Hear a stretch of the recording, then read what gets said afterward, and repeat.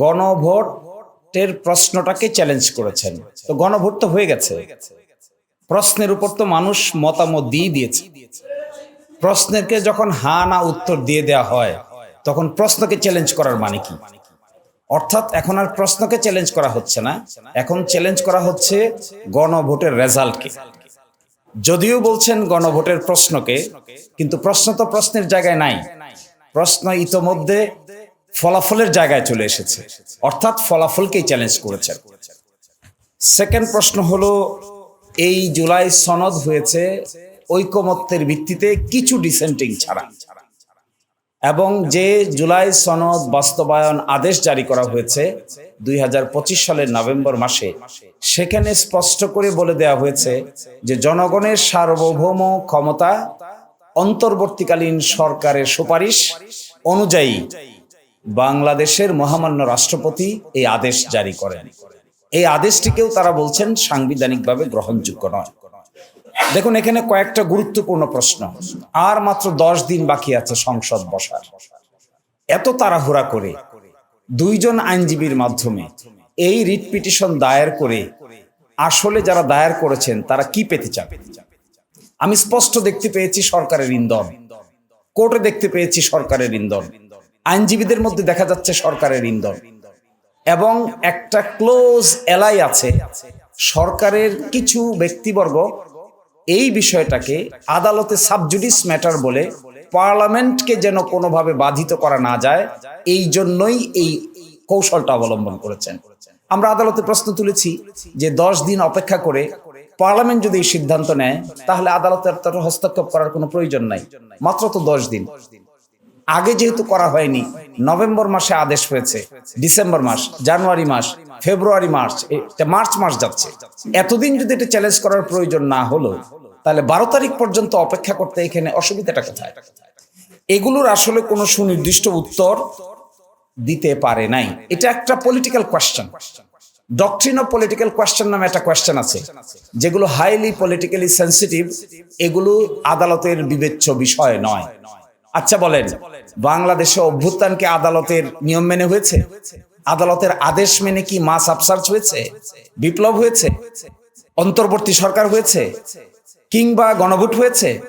কিংবা জাতীয় নির্বাচন হয়েছে? এখন এসে দেখেন, খুব ইন্টারেস্টিং, জাতীয় নির্বাচনের পার্টটুকুকে চ্যালেঞ্জ করে না, চ্যালেঞ্জ করে শুধু গণভোটের পার্টটুকুকে।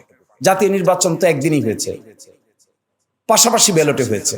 আপনি যদি সেকশন 3 গণভোট অধ্যাদেশ সেকশন 3 কে যদি চ্যালেঞ্জ করেন, আবার জাতীয় গণপরিষদ গঠন না করতে চান, তাহলে আপনি জাতীয় নির্বাচনকে চ্যালেঞ্জ করেন না কেন? জাতীয় নির্বাচন ঠিক থাকবে, কিন্তু গণভোট ঠিক থাকবে। জাতীয় নির্বাচনের ফলাফল ঠিক থাকবে, কিন্তু গণপরিষদ গঠন করা যাবে না। এর অর্থ যেটি বোঝা যাচ্ছে, দিস টু রিট পিটিশনস আর calculative and politically motivated writ petitions. এগুলো কোনো না কোনো জায়গা থেকে কেউ না কেউ একটা ডিজাইনকে ইমপ্লিমেন্ট করার জন্য সুনির্দিষ্টভাবে কিছু আইনজীবীকে ম্যানেজ করে they have taken this initiative. আদালতের সামনে এগুলো উপস্থাপন করে অতীতে আদালতকে ব্যবহার করে যে সমস্ত রাজনৈতিক সমস্যার সমাধান করার চেষ্টা করা হয়েছে, সবগুলো বুমেরাং হয়েছে। This is a political question, has to be settled by consensus of the political parties. Political parties আলোচনার ভিত্তিতে সিদ্ধান্ত নিয়েছে। সিদ্ধান্ত থেকে সরে আসতে গেলেও পলিটিক্যাল পার্টিকে আলোচনার ভিত্তিতেই সরতে হবে।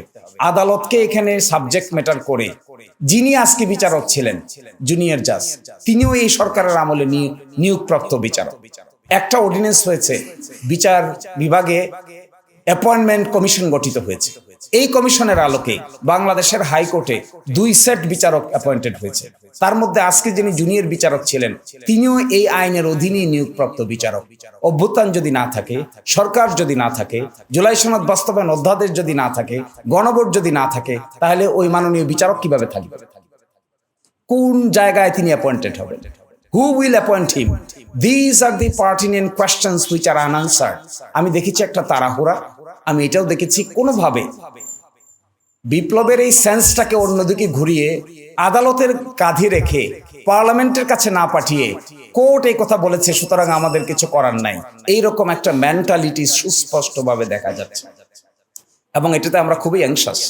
We are anxious in a sense that this type of attitude will ultimately foil the whole scheme of the revolution. আপনি দেখেন, যারা বলছেন গণভোট বাতিল হবে, তারা বলছেন না কেন জাতীয় নির্বাচনও বাতিল হবে? যদি পুরোটাই বাতিল হতে হয়, তাহলে why not the national election? Why only the গণভোট? Why only the জুলাই সনদ বাস্তবায়ন আদেশ?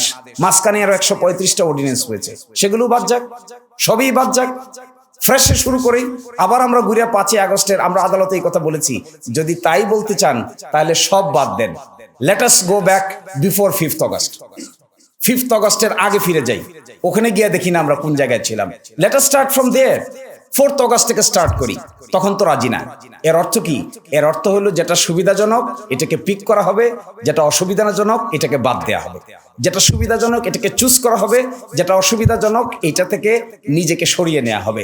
This is serious arbitrary activity of particular group of people. should not be, no one should do this। এবং এইভাবে একটা রেভলিউশনের পরে একটা চার্টারকে অপ্রাসঙ্গিক করে ফেলার যদি ইনিশিয়েটিভ নেওয়া হয়, তাহলে that would be again a political blunder, a legal blunder. Judiciary will be debated, এবং বিচার বিভাগের উপরে এই বন্দুক রেখে এই ধরনের কর্মকাণ্ড করা সঠিক নয় বলে আমরা মনে করি। ধন্যবাদ সবাই। হিসেবে একটা জানার বিষয়, সেটা হচ্ছে যে এই রিটের পক্ষে যদি রায় চলে যায়, তাহলে এই সরকারের মানে নির্বাচন বা সরকারের বৈধতা নিয়ে মানে অবৈধ হয়ে যাবে কিনা, এটা একটা বিষয়। আর একটা হচ্ছে যে মানে এর বিপক্ষে আপনার রাজনৈতিকভাবে কোনো কর্মসূচি দেবেন। ফার্স্ট কথা হলো, এই রিটের পক্ষে রায় হওয়ার প্রশ্ন এখনো আসেনি। আগামীকালকে একটা আদেশ দিবে, অর্থাৎ তারা রুল জারি করবে কি করবে না, এই একটি প্রশ্ন। আরেকটি অন্তর্বর্তীকালীন নিষেধাজ্ঞা দিবেন কি দিবেন না। তাহলে রুল যদি, আমরা তো মনে করি এখানে রুলই দেওয়া উচিত না, আমরা মনে করি এখানে ইন্টারফেয়ারই করা উচিত না, এটা আদালতের সাবজেক্ট ম্যাটার নয়। ওয়াইজ হবে আদালতের জন্য এই কথা বলা যে আগামী 10 দিন পরে পার্লামেন্ট হচ্ছে, পার্লামেন্ট উইল ডিসাইড, এটা আদালতের কোয়েশ্চেন না। That would be the wise legal step. আর যদি নিষেধাজ্ঞার আদেশ দেন তাহলে তার কনসিকুয়েন্স মারাত্মক। ল মিনিস্ট্রিকে নিষেধাজ্ঞা চেয়েছেন তারা ক্যাবিনেট সেক্রেটারির উপর নিষেধাজ্ঞা চেয়েছেন, প্রাইম মিনিস্টারের অফিসের উপর নিষেধাজ্ঞা চেয়েছেন। তো প্রাইম মিনিস্টারের অফিস ফাংশন করবে কি করে এই নিষেধাজ্ঞা যদি দিয়ে দেওয়া হয়? কি করে ক্যাবিনেট সেক্রেটারিয়েট ফাংশন করবে যদি এই নিষেধাজ্ঞা রেস্ট্রেইন করা হয়? এই জন্য আমার মনে হয় আদালতের এখানে ইন্টারফেয়ার করাটা will not be justified question. আর সেকেন্ড পলিটিক্যাল প্রোগ্রাম দেওয়া হবে কিনা, it will be answered by Zubair ভাই, এটা আনসার্ড। আমি দেখেছি এখানে, what is my experience, to my experience, আমরা এখানে দেখেছি আদালতে যারা এই মামলা মোকদ্দমাগুলো মুভ করছেন তাদেরকে জিজ্ঞাসা করলে তারা বলেন ক্লায়েন্টের ইনস্ট্রাকশন। পরবর্তী প্রশ্ন, ক্লায়েন্ট কে? ক্লায়েন্ট হলো দেখা যাচ্ছে 2 জন আইনজীবী, সুপ্রিম কোর্টের 2 জন আইনজীবী হলো ক্লায়েন্ট। তারা কোন প্রেক্ষাপটে এখানে এসেছেন প্রশ্ন জিজ্ঞেস করলে বলেন যে আমাদের ক্লায়েন্ট আমাদেরকে ইনস্ট্রাকশন দিয়েছে।